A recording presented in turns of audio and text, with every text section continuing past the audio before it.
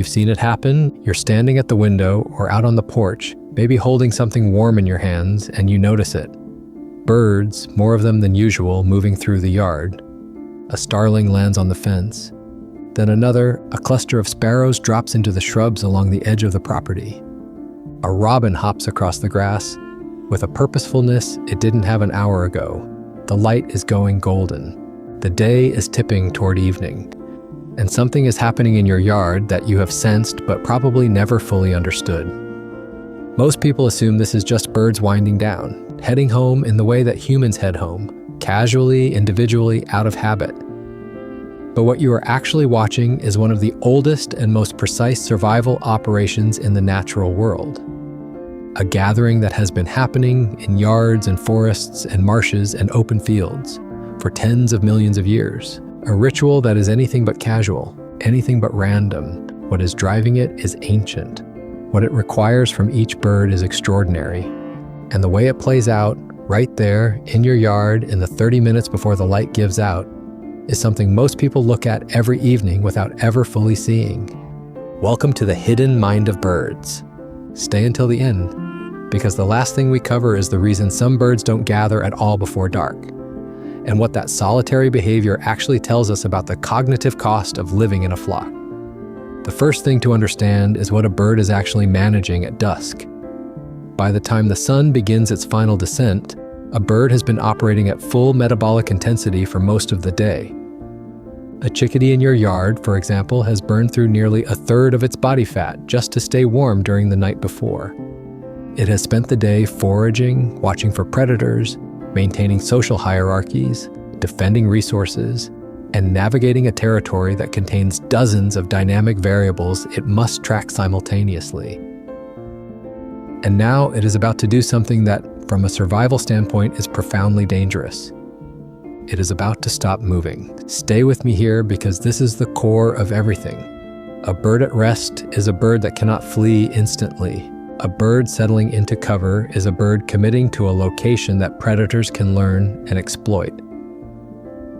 And a bird going through the physiological transition into sleep, into the lighter, energy-conserving torpor that most songbirds use, is a bird whose response time slows, whose alertness dims, whose defenses narrow to almost nothing. The gathering before sunset is not birds relaxing, it is birds preparing for the most vulnerable hours of their lives. Research from the Cornell Lab of Ornithology has documented that predation risk for songbirds spikes significantly in the hour before and after sunset. Falcons make their final hunting passes in failing light. Owls begin orienting before full dark. Neighborhood cats, some of the most effective avian predators in suburban environments, become most active at dusk. What this means for the birds in your yard is that the transition from day to night is a gauntlet. And the way birds have learned to navigate it, across millions of years of pressure, is through collective intelligence. There is safety in numbers, yes, but it is more specific than that phrase suggests. It is safety in the right numbers, in the right location, assembled in the right way. Watch the gathering more carefully sometimes, and you'll notice it doesn't happen all at once. It has a structure. It has stages. The first arrivals are almost always the birds that have spent the day farthest from their intended roost site. House finches, white-throated sparrows, song sparrows.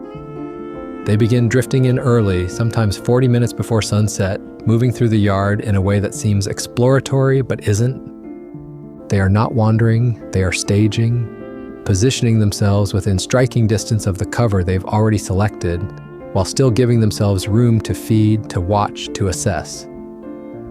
This staging behavior has been studied in detail by researchers at the University of Exeter, who found that birds use pre-roost gatherings not just to rest, but to actively share information.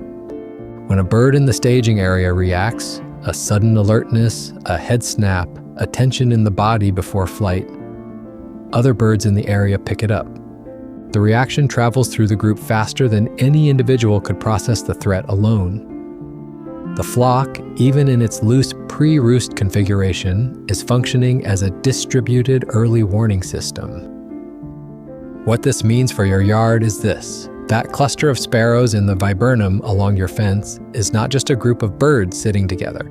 It is a living sensor array with each bird contributing attention that no single bird could sustain alone. The mental load of watching every angle, every shadow, every approaching shape, it's shared, distributed across bodies. Every bird in that group is safer because the others are there. This is the part that changes the way you think about the birds you watch every evening. As the light continues to drop, something shifts in the character of the gathering. The loose staging loosens further, then tightens. Birds that were spread across the yard begin compressing toward the chosen roost. A dense tangle of native shrubs, the inside of a dense spruce, a section of hedgerow where branches overlap so thickly that an approach from any direction is physically difficult. The choice of roost is not arbitrary, and it is not made fresh each evening. Research published in the journal Behavioral Ecology has shown that many songbirds return to the same roost sites night after night, sometimes for an entire season. The site has been evaluated. It offers overhead cover from aerial predators. It offers dense lateral cover from ground predators. It faces away from the prevailing wind. It sits, in many cases, near a reliable food source that the bird can access the moment light returns. What you are watching as birds funnel toward that dense spot in your yard is the execution of a plan that was made days or weeks ago. The starlings are worth paying special attention to here. In the weeks before their great winter murmurations, those breathtaking, shape-shifting aerial displays that have become famous in online videos, they practice a version of this compression every evening at a smaller scale. Starlings gather in staging areas, sometimes tens of thousands of them across a landscape. And the massive, swirling flight before they drop into their roost is not just spectacular, it is functional. The murmuration confuses predators. It makes it nearly impossible for a falcon to fix on a single target. Each bird is both contributing to the confusion and benefiting from it. The individual is protected by the collective. The collective is made possible by the individual. In your yard, you won't see that scale, but the principle is the same. The 10 starlings on your fence at dusk are operating on the same logic as the 100,000 over a Somerset marsh. Pay attention to this one because most people miss it entirely. In the final minutes before full dark, the yard goes quiet in a specific way. Not the random quiet of midday when activity simply pauses. This is a deliberate quiet. Birds have moved to their roost positions, calls have reduced, movement has nearly stopped. And what is happening now, physiologically, is one of the most remarkable things a bird's body can do.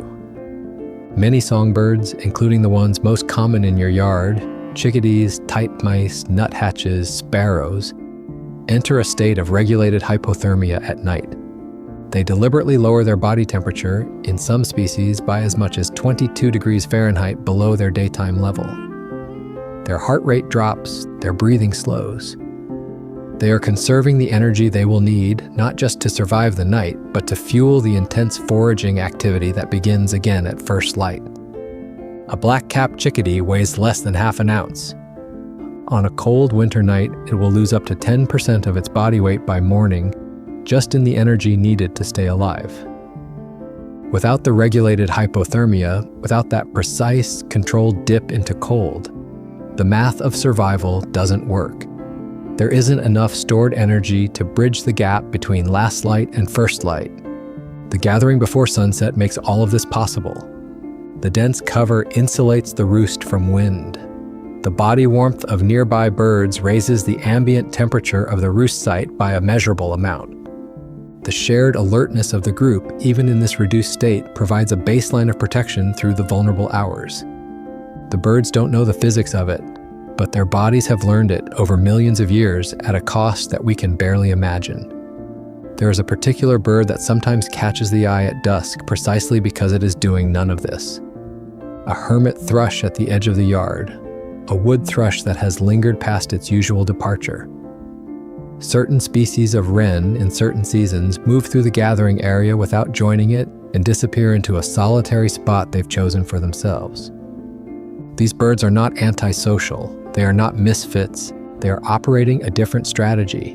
And what researchers have found is that the difference is partly about predator ecology and partly about something that sounds strange but holds up: cognitive load.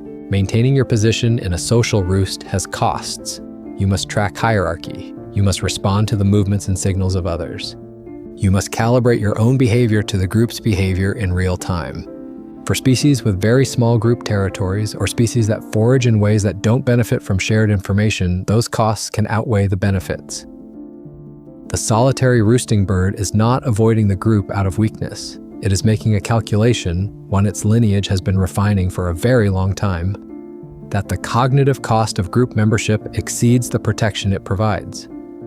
What this tells us is that the gathering before sunset is not automatic. It is not instinct in the simple sense of something that just happens. It is a solution to a set of problems. And different birds facing different versions of those problems have arrived at different solutions. The gathering exists because it works. The solitude exists because it also works. And in your yard, at dusk, both things are happening at once. So go back to that window, or step outside if you haven't already, and stand in the yard in that last half hour of light.